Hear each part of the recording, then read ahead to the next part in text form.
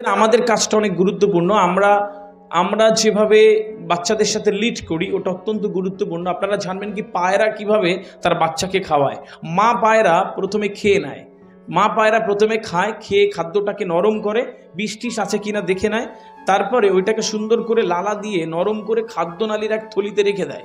যখন বাচ্চার খিদে পায় মা পায়রা এখান থেকে খাবারটা বের করে বাচ্চার মুখে দেয়, যাতে ওর সুন্দরভাবে খাবার হয় এবং ওর হজম হওয়ার কোনো অসুবিধা না হয়।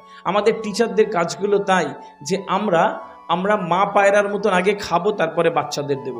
আমি সমস্ত টিচারদের বলে যাচ্ছি, স্বপ্ন দেখাবেন বাচ্চাদের। একটা ক্লাসে পড়াতে ভাল লাগছে না, থাক, গল্প করুন না বাবা। পৃথিবীতে কঙ্গো বলে একটা দেশ আছে, শুধু দুইবার তোমার মতন একটা মেয়ে খাবে বলে কয়লা খনিতে যায়, ও কোনো দিন উঠে আসতে পারে না, কয়লা খনির মুখে ধসচাপা পড়ে মারা যায়, আগুনে পড়ে মারা যায়। তোমার মতন এরকম একটি জায়গায় পড়া তাদের কাছে বিরাট স্বপ্ন, ওরা জানেই না এত সুন্দরভাবে বাঁচা যায় জীবনে।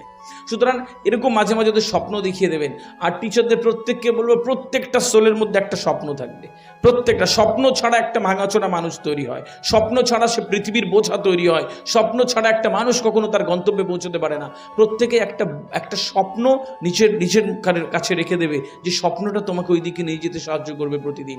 আর টিচারদের আমি একটা কথা বলবো লাস্ট, এইটা যে বাচ্চাদের এই ক্ষেত্রে আপনারা যেটা করবেন কি, প্রত্যেককে বলছি যে বাচ্চাদের বা এই ছেলে মেয়েদেরকে মানুষ করার, ভালো শিক্ষার্থী করার, সফল করার প্রধান এবং প্রধানতম অস্ত্র হচ্ছে পর্যাপ্ত প্রশংসা। ওরা আছে বাচ্চারা এখানে, কি পর্যাপ্ত কথাটা কোট আনকোট ব্যবহার করে রাখলাম। আমরা কখনোই এই পুরো ক্যাম্পাসে একটা ক্যান্ডু কালচার তৈরি করে রেখে দেবো, এই বাবা হয়ে যাবে। পর্যাপ্ত প্রশংসা, বেশি না কমও নয়। পর্যাপ্ত প্রশংসা পেলে যে কোনো মানুষ ঘুরে যায়, এটা সাইকোলজিক্যালি প্রুভড। এবং এখনকার এডুকেশন যেই সিস্টেমস, তারা এইভাবে স্টুডেন্ট সেন্ট্রিক হয়ে দাপিয়ে বেড়াচ্ছে বড় বড় কলেজ ইউনিভার্সিটিসগুলোতে। আমরাও সেইটুকুটু ফলো করব, কি প্রত্যেককে বাবা ঠিক আছে হয়ে যাবে, ইয়েস ইউ ক্যান। এই বিশ্বাসটা একবার ওদের মধ্যে দিলে ওরা আস্তে আস্তে বিরাট বড় হয়ে যায়। আমার এটুকু ভাবতে ভালো লাগে যে আমার যখন একটু বেশি বয়স হবে, আমি ধরো অসুস্থ হলাম, কোনো একটা হসপিটালে ভর্তি হলাম, আর দেখলাম যে একটি মেয়ে ডাক্তারসের অ্যাপ্রন পরে আমাকে চেক টেক করে যাওয়ার সময় বলছে, স্যার চিনতে পারছেন, আমি আল আরাফের স্টুডেন্ট, এখানকার সবচেয়ে বড় ডাক্তার।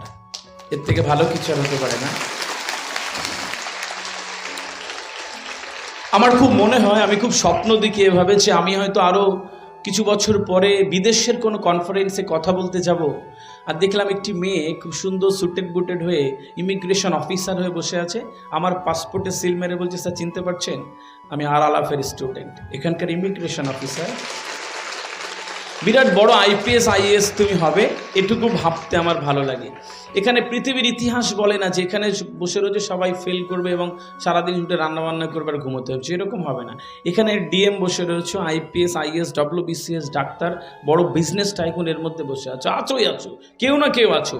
আমার একটা অনুরোধ বা আবেদন এটা থাকলো কি, হয়তো এরকম দিন আসবে 10 বছর পরে আজিজুল সাহেব আরেকবার আমাকে ফোন করবেন, আদি স্যার আরেকবার আসতে হবে, এই মঞ্চ বড় হবে, ভারতবর্ষ থেকে বড় বড় ডেলিগেটসরা আসবে, এই বিরাট ক্যাম্পাস আরও বড় হয়ে যাবে, আর আমি এখানকার কোনো ডিএমের হাতে একটা পুষ্পস্তবক দেবো আমার থেকে, যেখানে সংবর্ধনা দেওয়ার জন্য কৃতি মানুষ হিসেবে, কোনো কৃত্রিম ইনশাআল্লাহ। আমার ভালো লাগবে যে আমি একজন ইউপিএসসি অফিসারকে একটা ফুল তুলে দেবো আগামী দিনে। আমার এটা বিশ্বাস করতে ভালো লাগে, আমি প্রতিদিন এই স্বপ্ন নিয়ে ঘুমোতে চাই।